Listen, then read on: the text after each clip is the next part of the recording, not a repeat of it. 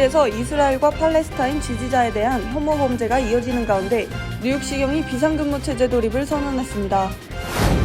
11월 7일 본선거에서 아시안 밀집 지역의 경합이 예상되는 가운데 뉴욕주 선거를 위한 조기 투표가 오는 28일부터 11월 5일까지 진행됩니다. 조 바이든 행정부가 강력히 추진 중인 정크 수수료 폐지 정책에 따라 1억 4천만 달러 규모의 정크 수수료가 소비자들에게 환불될 예정입니다. 팬데믹으로 인한 학업 공백의 여파로 올 대입 표준화 시험 성적이 30년 내 최저치를 기록한 것으로 나타납니다.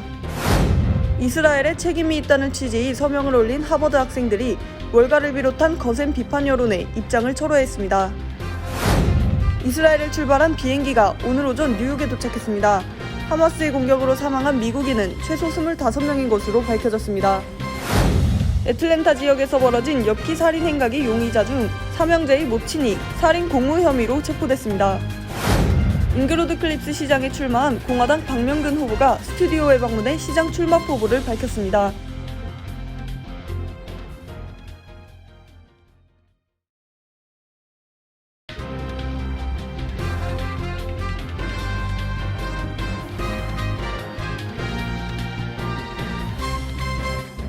여러분 안녕하십니까? KBTV 뉴스9 전상입니다. 어젯밤 뉴욕시 곳곳에서 이스라엘과 팔레스타인 지지자에 대한 혐오 범죄가 이어졌습니다. 이에 뉴욕시경은 비상근무체제 돌입을 선언하고 모든 경관을 상대로 휴가 및 연차 사용 금지는 물론 순찰 강화를 명령했습니다. 첫 번째 소식 김승주 기자가 전해드립니다. 지난 주말 이스라엘과 팔레스타인 간의 전쟁이 시작되면서 유대인 밀집 거주 지역인 뉴욕시의 긴장감도 높아지고 있습니다. 이스라엘 전쟁이 모티브가 돼 뉴욕시 내에서 발생한 여러 폭력 사태에 대해 뉴욕시경이 조사에 착수했습니다. 뉴욕시 내 폭력 사태는 팔레스타인 측이 이번 주 금요일을 행동의 날, 즉 데이 오브 액션으로 지정하면서 더욱 긴장이 고조되고 있는 상황입니다.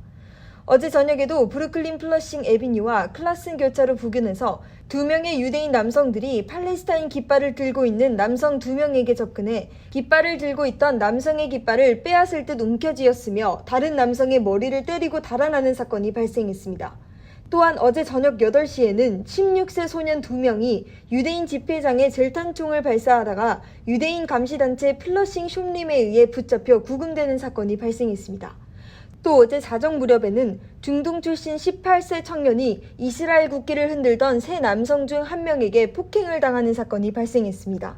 경찰은 용의자가 이스라엘 국기를 흔들며 차를 타고 지나가다가 갑자기 차에서 내려 18세 청년에게 팔레스타인이냐고 물은 뒤 발로 차고 주먹으로 때리는 등 폭행했다며 현재 혐오 범죄 가능성을 열어두고 수사 중이라고 밝혔습니다.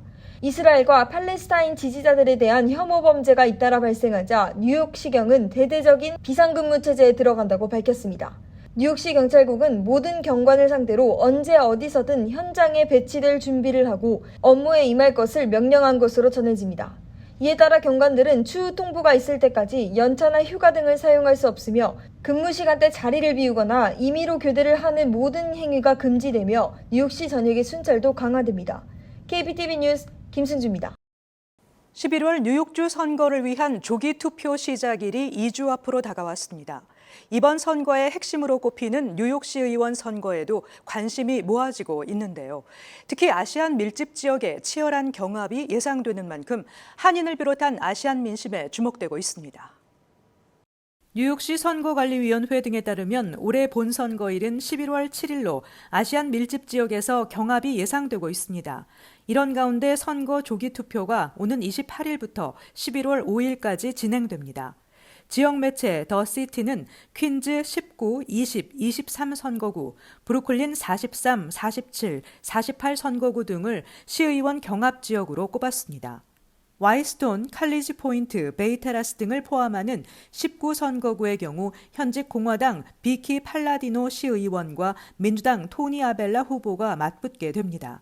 아시안이 39%를 차지하고 있으며 최근에는 망명 신청자 유입 문제 등을 놓고 유권자들이 민감하게 반응하고 있습니다. 플러싱과 머레힐, 프레시메도 등을 포함하는 20선거구는 현직 민주당 샌드라 황 후보가 자리를 지켜낼지 주목되고 있습니다. 72%가 아시안이며 유권자의 56%가 민주당원인 만큼 황 후보가 우세할 것으로 예상되지만 공화당 유칭 제임스 파이 후보의 공세도 만만치 않습니다. 특히 파이 후보는 특목고 입시 유지, 공공안전, 교통 등 아시안의 관심이 큰 이슈에 중점을 두고 있습니다. 한인 린달리 시의원이 현직으로 있는 23선거구도 보수와 경향을 보이는 지역으로 이 시의원과 맞붙는 공화당 버나드 차우 후보는 공공안전과 이민 관리에 중점을 두고 있습니다. 이외에 브루클린 선셋파크 지역에 새롭게 생겨난 43선거구도 아시안 시의원이 탄생하게 될지 관심이 모아지고 있습니다. 한편 조기 투표 기간 투표소는 대부분 오전 9시부터 오후 5시까지 열지만 날짜별로 다른 경우도 있어 선관위 웹사이트를 참조하시기 바랍니다. KBTV 뉴스 전상입니다. 앞으로 필수적인 비용을 숨기고 가격을 광고하는 행위가 전면 금지됩니다. 바이든 대통령은 터무니없는 정크 수수료는 이제 불법이라고 밝혔습니다. 기업들은 그동안 부당하게 챙긴 정크 수수료 1억 4천만 달러를 고객에게 돌려줄 계획입니다. 김승주 기자가 전해드립니다. 소비자금융보호국은 은행을 포함한 다수의 기업이 그간 고객에게 부가 서비스 비용 등을 통해 부당하게 취득한 1억 4천만 달러 규모의 정크 수수료를 환불한다고 밝혔습니다. 이 중 대부분은 1억 2천만 달러가 초과인 출과 잔고 부족으로 청구된 수수료였습니다. 이 같은 조치는 조 바이든 행정부가 강력히 추진 중인 정크 수수료 폐지 정책에 따른 것입니다. 연방거래위원회는 불공적, 기만적 수수료 규제를 발표하고 가격 광고 시 필요 수수료를 반드시 포함하도록 하고 수수료의 목적을 투명하게 밝히도록 했습니다. 조 바이든 대통령은 연방거래위원회 FTC와 소비자금융보호국 CFPB는 서로 협력해서 더 강력하게 정크 수수료에 대응할 것이라고 밝혔습니다. 대통령은 금융업체들과 기업들은 사전 고지하지 않은 예금 계좌 관련 서비스 차지, 동의 없이 빼간 송금 수수료 등의 방법으로 정크 수수료를 챙겼다며 이로 인해 소비자들이 원래 비용보다 20%를 더 많이 지불하는 것이고 소비자뿐 아니라 다른 정직한 사업주들에게도 피해를 준다고 지적했습니다. 호텔 단기 숙박은 저렴한 가격으로 광고한 뒤 실제 결제 서비스와 청소 등 근거 불명의 수수료를 추가하며 라이브 공연은 광고 가격의 30%에서 40%의 수수료를 붙이는 것으로 나타났습니다. 레스토랑이나 배달앱도 팁과는 별개로 서비스 수수료를 요구하거나 경제 영향, 인플레이션 수수료 등을 청구했습니다. 앞으로 이런 정크 수수료는 모두 판매 가격에 포함돼야 합니다. 차 렌트, 판매비, 인터넷 전화 케이블 TV, 짐 렌트, 교육비에도 불분명한 수수료 대신 실제 금액을 명시해야 합니다. 대형은행과 신용조합의 경우 고객의 기본 정보를 수수료 없이 제공해야 합니다. 계좌 잔고, 대출 잔액, 계좌 정보 확인 등의 서비스가 대상입니다. FTC는 해당 규제를 위반해 소비자에게 피해를 준 경우 환불을 보장해야 하며 이를 준수하지 않을 경우 벌금을 부과할 수 있다고 밝혔습니다. KBTV 뉴스 김승주입니다. 코로나 팬데믹으로 인한 학업 공백을 겪은 후 고교생들의 학력 저하가 더 심각해졌습니다. 대입 표준화 시험 성적도 30년 내 최저치를 기록하는 등 고교생들의 학력 수준 하락세가 뚜렷하게 나타났습니다. 최근 발표된 올 ACT 점수는 36점 만점에 전국 평균은 19.5점에 불과했습니다. 지난해 19.8점보다 더 떨어지면서 30년 내 가장 낮은 점수라는 불명예까지 안았습니다. 지역별로는 오클라호마가 17.9점으로 최저를 나타냈으며 엘라바마 18, 루이지애나 18.1, 애리조나 18.4, 노스캐롤라이나 18.5 등으로 최하위권을 형성했습니다. 반면 워싱턴 DC가 26.9점으로 최고점을 받았으며 캘리포니아와 매사추세츠가 26.5점으로 동률 2위를 차지했고 커네티컷 26.3, 뉴햄프셔 25.7로 뒤를 이었습니다. AP통신은 ACT 평균 점수는 지난 6년 연속 하락세를 보였으며 코로나19 팬데믹 기간 그 정도가 심화됐다며 2023년 고교 졸업생들은 코로나19가 확산하기 시작한 때 고교 신입생인 9학년이었다고 전했습니다. 악시오스는 팬데믹이 교육에 미친 영향을 보여주는 최신 지표라고 평했습니다. ACT 주관사 측은 독해, 과학, 수학 평균 점수 모두 학생들이 대학 1학년 과정을 성공적으로 밟기 위해 필요하다고 믿는 수준에 도달하지 못했다며 영어 평균 점수는 기준을 겨우 넘었지만 작년보다 더 낮아진 경향은 마찬가지라고 설명했습니다. 이어서 10명 가운데 4명 이상이 모든 과목에서 기준점 미달 점수를 받았다고 밝혔습니다. 또 다른 표준화 시험인 SAT도 올 평균 점수가 1028점으로 8년 내 최저점을 보였습니다. 170만 명이 응시했던 2022년에 1050점보다 22점이 떨어졌으며 2018년에 1068점과 비교하면 무려 40점이나 뒷걸음질 쳤습니다. 대입에서 내신 성적과 함께 가장 중요한 전형 기준으로 여겨졌던 표준화 시험은 최근 몇 년 사이 위상이 흔들리면서 많은 대학들이 폐지 혹은 선택사항으로 변경하고 있습니다. 그러나 아직도 수험생들의 학업 능력을 평가하는 중요 기준으로 인식되고 있다는 점에서 이번 결과는 코로나 학력 저하를 여실히 반영한 결과로 받아들여지고 있습니다. 미국의 학력 저하 추세는 코로나 수년 전부터 시작됐지만 팬데믹 이후 속도가 빨라지고 있다는 게 교육계의 일반적인 분석입니다. KBTV 뉴스 전상입니다. 팔레스타인 무장 세력 하마스의 공격과 관련해 이스라엘의 책임을 돌리는 서명을 올렸던 하버드대 일부 학생들이 거센 비판 여론의 입장을 철회했습니다. 이 같은 변화는 월스트리트의 비판 여론이 나왔기 때문이라는 분석입니다. 계속해서 김승주 기자의 보도입니다. 뉴욕포스트는 최근 이스라엘 정권이 이번 폭력 사태에 전적인 책임이 있다는 취지의 성명에 서명한 34개 하버드 학생 모임 중 4개 모임이 지지 입장을 철회했다고 보도했습니다. 하버드대 서남아시아 학생의 모임의 경우 성명을 통해 성명에 동참한 사실에 대해 공식적으로 사과한다며 테러 조직 하마스의 학살을 강력하게 비난한다고 밝혔습니다. 또한 다른 학생 모임의 일부 임원들은 이스라엘 비난 성명과 거리를 두기 위해 사퇴를 발표한 것으로 전해졌습니다. 일부 하버드대 학생들은 이스라엘 비판 성명을 낸 동료 학생들을 공개적으로 규탄하고 나섰습니다. 앞서 하버드대 교지인 하버드 크림슨은 이번 사태에 대해 총장과 교내 교직원 500여 명 및 학생 3,000명이 하마스를 지지하는 성명은 매우 잘못됐고 모욕적이라는 입장을 밝혔고 여기에 17개의 학생단체가 합세했다고 전한 바 있습니다. 뉴욕포스트는 월가의 비판이 하마스에 동조했던 학생들의 입장 변화를 끌어낸 것으로 보인다고 분석했습니다. 월가는 하버드생들이 졸업 후 선호하는 업종인 금융계로 유대인들이 주도하고 있습니다. 헤지펀드계의 거물인 빌 에커먼 퍼싱스퀘어 캐피털 회장은 자신의 소셜미디어에 이스라엘을 비난하는 성명에 서명한 학생들의 명단을 구하고 있다며 이들을 고용하지 않겠다는 입장을 밝혔습니다. 뉴욕대에서도 비슷한 상황이 벌어졌습니다. 뉴욕대 로스쿨 학생회장 리나 워크먼은 최근 이스라엘은 이 엄청난 인명 손실에 전적으로 책임이 있다고 주장해 논란이 됐습니다. 워크먼은 취직이 결정됐던 로펌의 채용 취소 통보를 받았고 로스쿨 학생회도 워크먼에 대한 회장직 탄핵 절차에 들어갔습니다. KBTV 뉴스 김승주입니다. 오늘 아침 일찍 이스라엘 텔라비브를 출발한 비행기가 뉴욕 JFK 공항에 도착했습니다. 이들은 학업 또는 비즈니스를 위해 또 관광차 이스라엘을 찾아 전쟁의 한복판에 서 있다 조국으로 돌아온 미국인들이었습니다. 자세한 소식 정지원 기자가 전해드립니다. 블링컨 장관은 이스라엘 텔아비브에서 열린 베냐민 네타냐후 이스라엘 총리와의 공동 기자회견에서 무장 세력이 국경을 넘는 공격을 감행한 뒤로 미국인 최소 25명이 사망했다고 밝혔습니다. 이스라엘에 곧 지상군이 투입할 거라는 관측이 나오는 가운데 블링컨 국무장관이 이스라엘을 방문했습니다. 미국은 지상군이 들어서기 전 민간인 피해를 줄이기 위한 방안을 협의 중이라며 전쟁이 더 커지는 걸 막기 위해 다음 주쯤 또 다른 항공모함 전단을 지중해에 추가로 배치하겠다고 밝혔습니다. 블링컨 장관은 이번 방문에서 하마스에 피해를 볼 가능성이 있는 행방불명 미국인 문제도 다룰 방침입니다. 또 팔레스타인 자치정부의 마무드 아바스 수반과 만나며 이스라엘과 서안지구와 접해 있는 중동 우방 요르단을 방문할 것으로 알려졌습니다. 이번 방문을 두고 네타냐후 총리는 이스라엘을 향한 미국의 명백한 지원을 보여주는 실질적 사례라며 이라크 레반트 이슬람 국가가 무너진 것처럼 하마스도 무너질 것이라고 주장했습니다.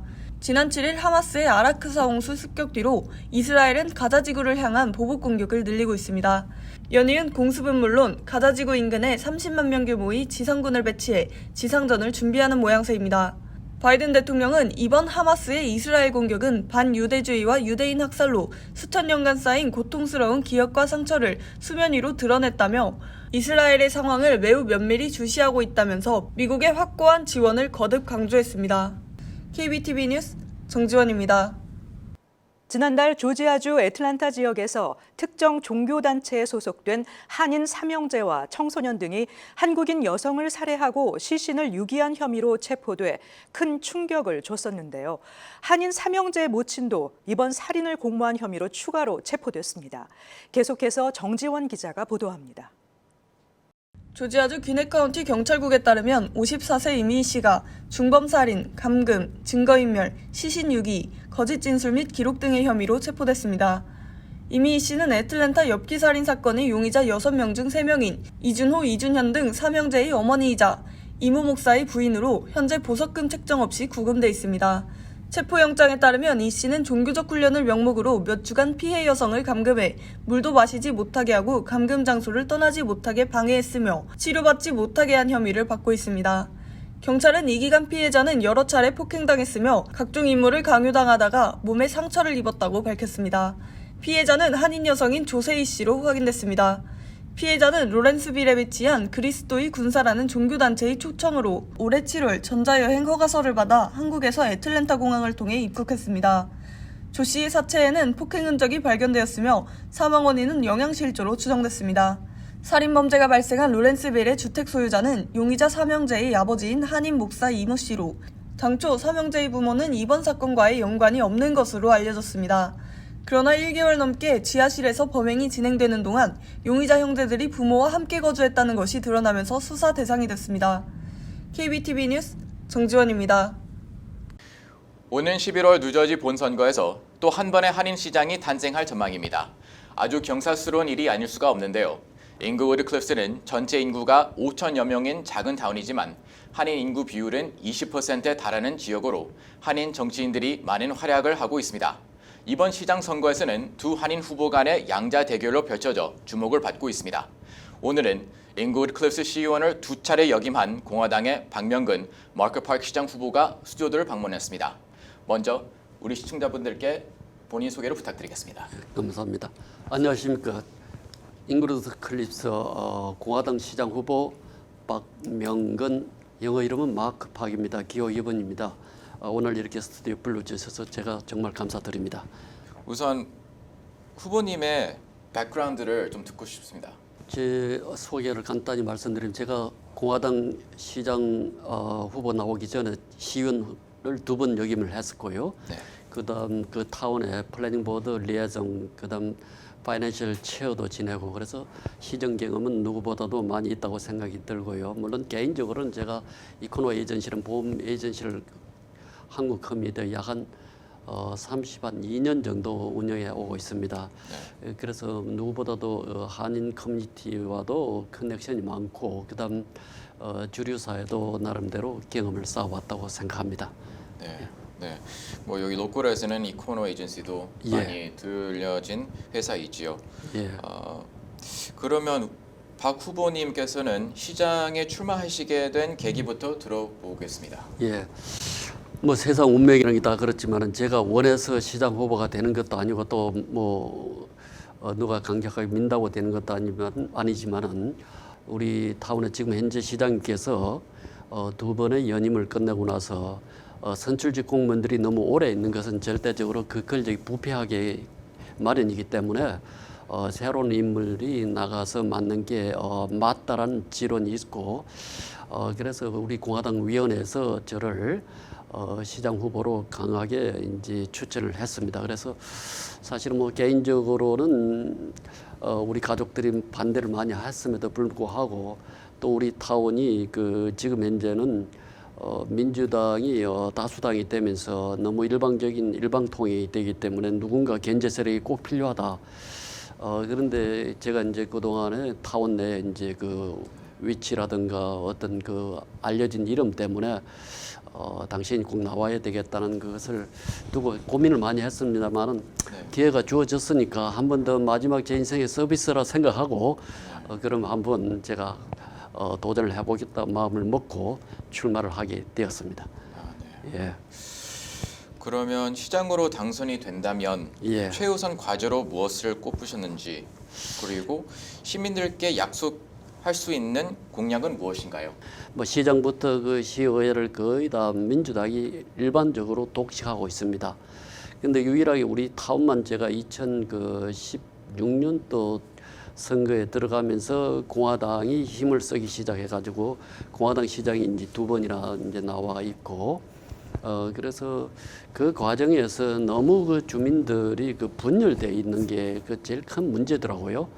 그래서 제가 이제 시장에 들어간다 그러면은 뭐 저는 당연히 제일 첫 번째 목표가 우리가 그 어떤 정쟁을 지향하고 주민들의 그 이익을 가진 맥시마이즈 하는 쪽에서 주민들 통합을 갖다 이루겠다. 그러면 어떤 방법으로 할 것이냐는 문제가 남는데, 저는 주민들의 어떤 공익을 위해서 그 이바지할 수 있는 전문가들이라 그러면은 민주당, 공화당 당적에 상관없이 발탁해서 각 그 전문 분야에 제가 그분들을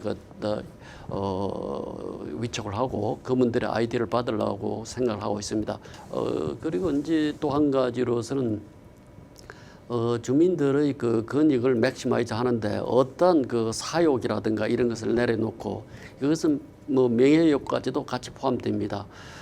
위로부터 어떤 정권 차원에서 누군가의 도움을 받는다가 뭐 저희는 그런 것도 없습니다만은, 그래서 정말 주민들의 권익을 최우선시하는 그러한 정당이 이제 되도록, 정치가가 되도록 제가 목표를 정하고 있고요. 실제 이제 그런 점을 많이 유권자 분들한테 어필하고 있고, 아시겠지만 우리 부겐 카운티는 또 공화당이 약체다 보니까 어느 누구로부터 도움을 받을 일도 없고 어느 누구로부터 다이렉트 지시를 받고 이렇게 움직여서 주민들의 뜻하고 왜곡되는 일은 저희 공화당 정권에 절대 일어날 가능성이 없다고 보시면 되겠습니다. 이제 그런 점을 제가 약속을 드리고 또 그런 것에 충실하도록 노력을 하고 있습니다. 지금 시점에서 박 후보님께서는 잉그우드 클래프스의 숙제들은 무엇이고 어떠한 대책을 갖고 계시는지요?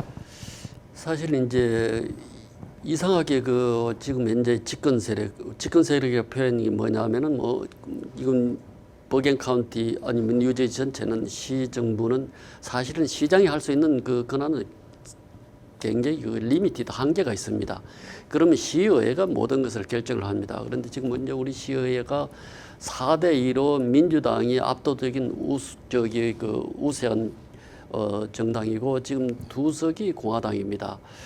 그래서 지금 이제 공화당이 이제 그 소수 정당이다 보니까 펼칠 수 있는 것에 한계가 있다는 것은 제가 잘 알고 있는데, 그러나 문제는 많습니다. 문제가 많다는 것이 뭐냐면은 아시겠지만 그 오랫동안 그 주민들이 그 반대했던 그 800 실반 에버뉴에 그게 아파트를 드디어 이제 개발을 하겠다고 지금 이제 그 데몰리션 즉 부수는 작업이 지금 진행이 되고 있습니다.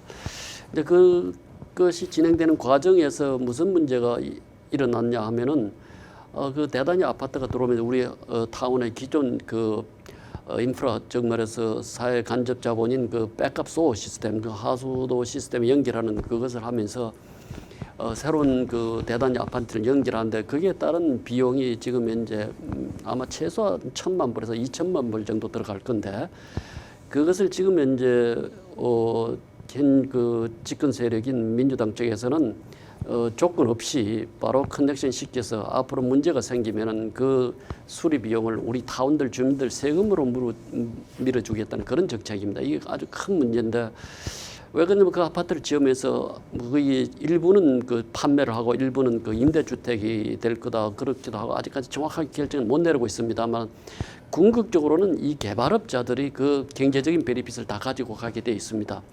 그렇다 그런다면은 그 경제적인 이익을 가져가는 그 주체인 개발업자가 앞으로 향후 일어나는 대단히 그 아파트 단지 연결하면서 일어나는 그 백업 소어 시스템, 하수도 시스템에 대한 모든 수리비는 그분들이 부담해야 되는 게 마땅하고 그게 당연하고, 뉴저지 이번도 그 어포더블 하우징 한 다른 타운에서 이런 예가 없다는 겁니다. 다 그렇게 개발업자들이 부담을 하고 심지어는 이런 대단히 아파트를 지으면서 예를 들어 엣지워러 같은 데는 1,200만 불 그 랜드를 기증해서 거기 국민학교를 짓도록 했습니다. 그런데 지금 현재 그 개발업자들은 전혀 우리 타운에 그러한 컨트리뷰션을 안 하고 있다는 건 큰 문제죠.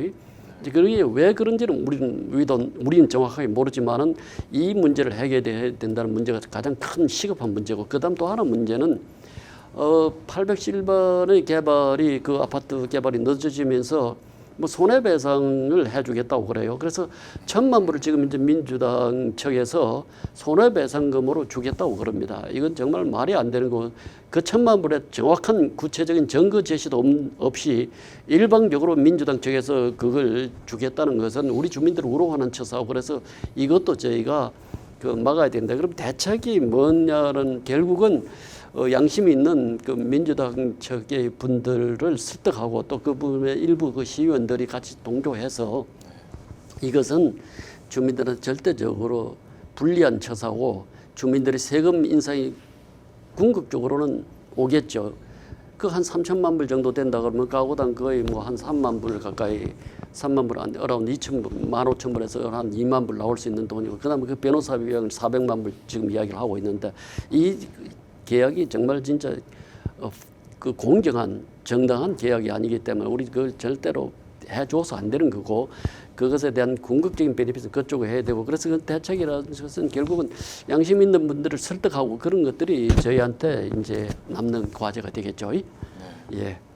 그 807 애비뉴는 아직도 오랫동안 이어가는군요. 예, 그 오랜 이슈가. 뜨거운 감자입니다. 예. 네. 예. 그러면 아시다시피 상대 후보는 한인인 만큼 한인 사회 내에서 표가 갈려질 수밖에 없는데요. 그렇습니다. 어떤 차별화된 전략을 갖고 계시는지 알려주세요.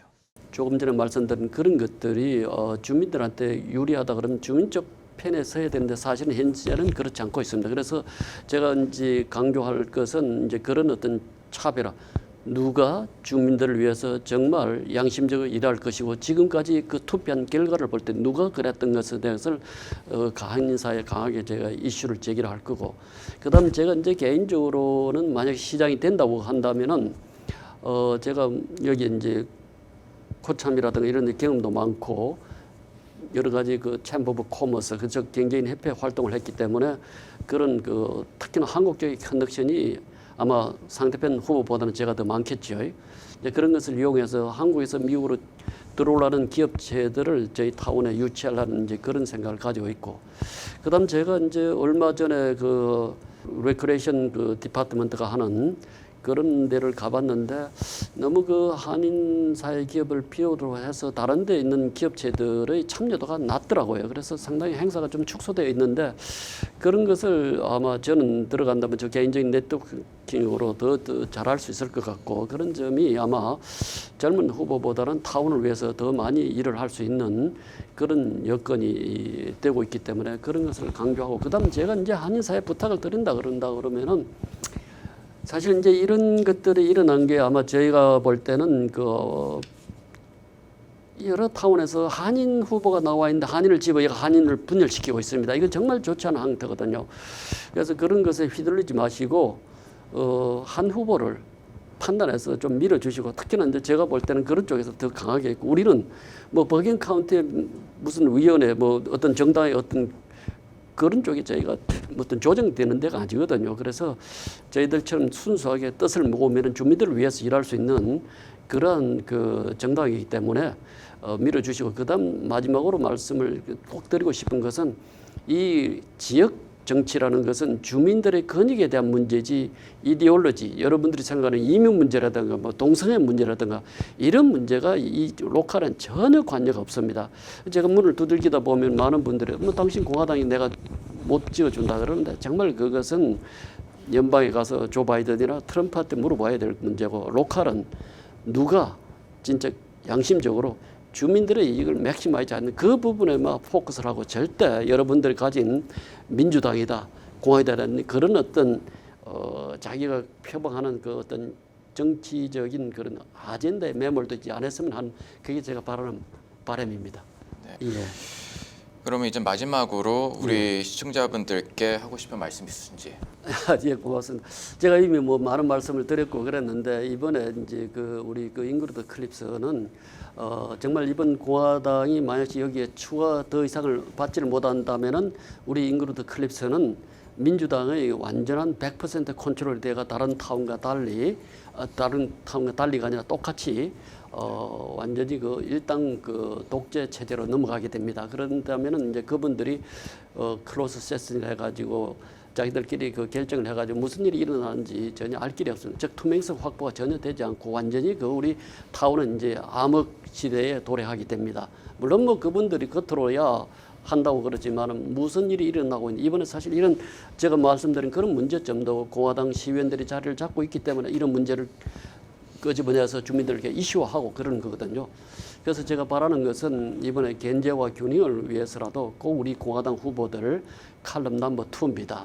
좀 밀어주셔가지고 계속 우리 공화당이 주민들을 위해서 일할 수 있고 그다음 어떤 일이 일어날 수 있는지에 대해서 주민들에게 속속들이 알려줄 수 있는 그런 기회가 되기를 바라면서 또 그것이 주민들을 위해서 여러분들한테 좋은 거고 후보자들한테도 또 좋은 퍼블릭 서비스를 할 수 있는 기회라고 생각이 돼서 이번 11월 7일 칼럼 2가 우리 공화당입니다. 좀 지원해 주시기를 바라는 마음 간절합니다. 예. 네, 감사합니다. 예. 공화당이 새 연방 하원의장 후보로 스티브 스컬러스 하원 공화당 원내대표를 선출했습니다. 스컬리스 원내대표는 표결에서 113표를 얻어 99표를 얻은 짐 조던 하원 법사위원장을 이겼습니다. 조던 법사위원장은 공화당 대선 후보로 유력한 도널드 트럼프 전 대통령의 지지를 받았지만 결국 고배를 마셨습니다. 스컬리스 원내대표가 앞으로 본회의 표결에서 과반 득표를 받으면 하원 의장이 됩니다. 다만 공화당의 의석이 민주당보다 근소한 우위이기 때문에 공화당 내 이탈표가 발생하면 케빈 메카시 전 하원의장 선출 때와 같은 혼란과 진통이 재현될 가능성이 예상되고 있습니다. 스컬리스 의원은 총기 소지 권리를 지지하고 총기 규제 입법에 반대하며 감세를 지지하는 전형적인 보수주의 정치인입니다. 공항과 지상의 국경 검문소를 통해 미국에 입국하려다 체포돼 추방 재판에 회부됐거나 입국이 거부된 한인 케이스가 지난 10개월 동안 무려 5,400건으로 집계됐습니다. 이는 2012년부터 집계된 한인 추방 및 입국 거부 케이스 사상 최대 규모입니다. 입국 거부 사유를 보면 적발된 한인의 절반 이상이 비이민 비자 소지자로 비자 기간 만료 등의 문제로 파악됐습니다. 이어서 승무원 관련 케이스가 1,859건, 비자 면제 프로그램을 통한 입국자 거부 케이스는 717건에 달했습니다. 이 기간 동안 영주권자 17명도 입국 과정에서 추방됐거나 통지서를 받았습니다. 이 외에도 서류가 없거나 과거 범죄 기록이 발견돼 입국이 거부된 케이스도 확인됐습니다. 최대 적발 지역은 뉴욕 버팔로, 나이아가라 폭포 국경 검문소로 898명이 적발됐습니다. 전미 자동차 노조는 포드 최대 공장인 미 켄터키주 루이빌 소재 트럭 공장에서 8,700명의 노동자가 추가 파업에 들어간다고 발표했습니다. 숀 페인 자동차 노조 위원장은 성명을 통해 노조는 공정한 계약 협상을 위해 충분히 오래 기다렸지만 포드는 메시지를 내놓지 않았다고 말했습니다. 자동차 노조는 지난달 15일 포드, 제너럴 모터스, 스탈렌티스 공장에서 파업에 돌입한 것을 시작으로 각사와의 협상 진행 상황에 따라 부분적으로 파업 확대 인원을 늘려왔습니다. 이에 맞서 사측은 노동자들을 해고하고 있습니다. 지금까지 세계 회사는 약 4,800명의 노동자를 해고했습니다. 미국의 도매 물가가 9월 중에 전달에 비해 0.5%가 상승했으며 전년 같은 기간에 비해서는 2.2%가 올랐다고 노동부가 발표했습니다. 소비자 지출 이전 물가인 도매 물가지수 상승률에서 미국은 직전 8월에 월간 0.7%를 상승하면서 연간 상승률인 연인플레 수치가 2%였습니다. 한편 미국의 소비자 물가지수는 8월에 월간으로 0.6% 오르면서 연간 누적 인플레가 3.7%를 기록했습니다. 잠시 후 커뮤니티 브리핑을 전해드립니다.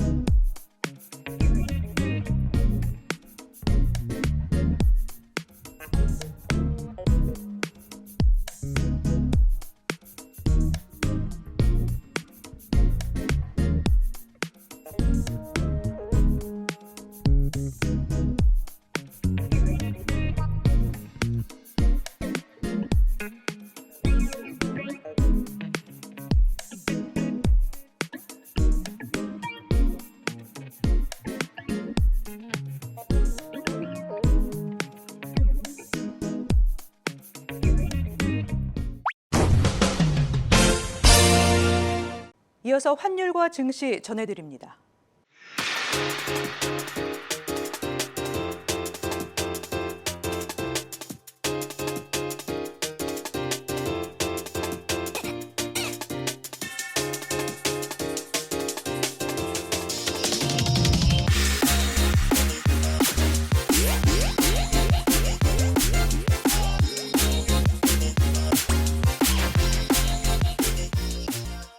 잠시 후 뉴욕과 뉴저지 날씨 전해드립니다.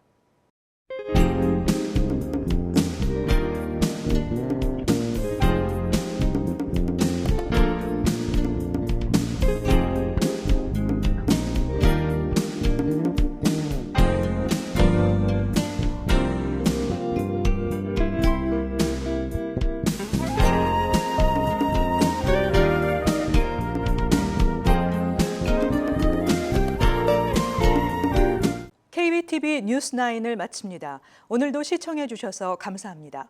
편안한 밤 보내시기 바랍니다.